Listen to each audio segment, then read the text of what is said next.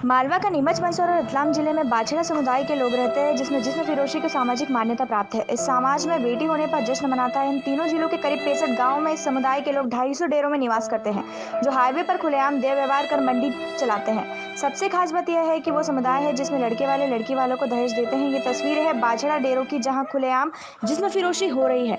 ये डेरो महू नसीराबाद हाईवे पर, जहाँ 24 घंटे बाछड़ा समुदाय की महिलाएं तन बेचती है। इस समाज में औरत केवल रूप कमाने का माध्यम है। इस समाज में बेटी माँ बाप के सामने सेक्स करती है। इस जाति में वेश्यावृत्ति की शुरुआत के पीछे इनकी आपराधिक पृष्ठभूमि ही महत्वपूर्ण कारण मानी जाती है। किसी जमाने में पुरुष वर्ग जेल में रहता था या पुलिस से बचने के लिए इधर उधर भटकता रहता था।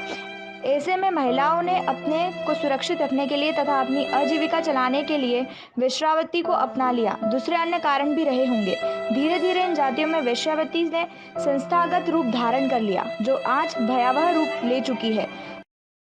बहुत ही एक नीमच के लिए यह एक धब्बा है, क्योंकि मैं तो बचपन से ही सुनती आ रही हूँ कि नीमच के आसपास सड़कों के किनारे देह व्यापार के अड्डे बने हुए हैं।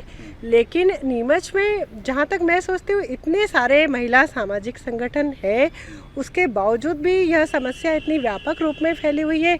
मीडिया भी समय समय पर इस बुराई को उजागर करता आ रहा है। लेकिन क्या नीमच शहर की महिलाएं सोई हुई है कि इतनी बड़ी बीमारी नीमच को चारों ओर से घेरे हुए हैं, और प्रशासन के द्वारा भी समय समय पर काफ़ी योजनाएं चलाई जा रही है।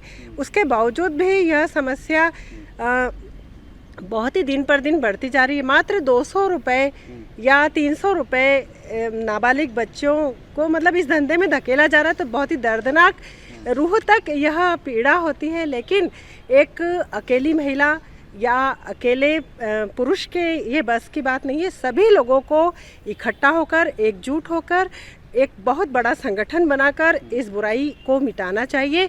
प्रशासन भी उन्हें सहयोग करने के लिए तैयार है। मीडिया भी समय समय पर सहयोग हुई है।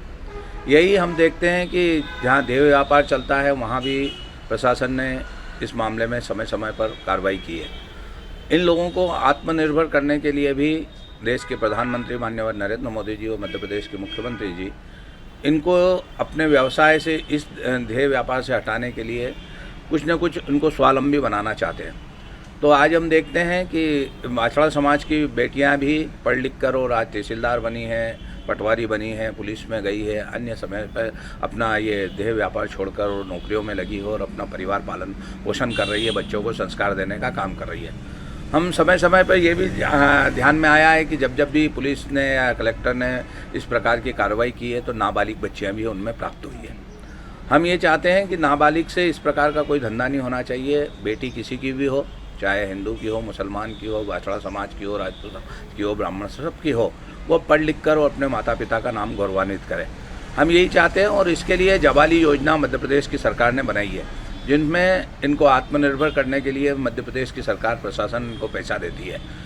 देखिए, बिल्कुल मैंने जैसे कहा, मैंने वो वीडियो तो नहीं देखा है, बट ये सामाजिक समस्या है, बहुत बड़ी है, और ये लगभग सालों साल से चली आ रही है। इस कुरीति को ख़त्म करने के लिए जब तक हम लोगों को अवेयर नहीं करेंगे, बाछड़ा समुदाय के लोगों को हम जब तक शिक्षित नहीं करेंगे, जैसे कि उनके बच्चे शिक्षा पाने जाते हैं, तो हमको कोशिश करना है कि वो ड्रॉप आउट ना हो, और पढ़ने के बाद वो लोग किसी नौकरी या किसी व्यवसाय से जुड़ जाएं।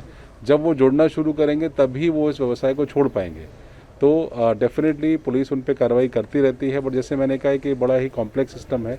अगर इसका मैं आज एक उपाय दूं, तो वो उपाय पॉसिबल नहीं है। ये सालों साल चला रहा है, और इसका सबसे अच्छा उपाय यही है कि हम इन लोगों को शिक्षित करें, इनको मुख्य धारा जोड़ने के लिए इनको संबल बनाएं, इसको आत्मनिर्भर बनाएं। इन लोगों को जब तक हम वो चीज़ नहीं देंगे, और इनको व्यवसाय जो कहता हूँ, जैसे मैं कह रहा हूँ, जब तक किसी व्यवसाय, किसी नौकरी जोड़ेंगे, ये कुरीति छूट नहीं सकती है। नीमच से दीपक खताबिया की रिपोर्ट।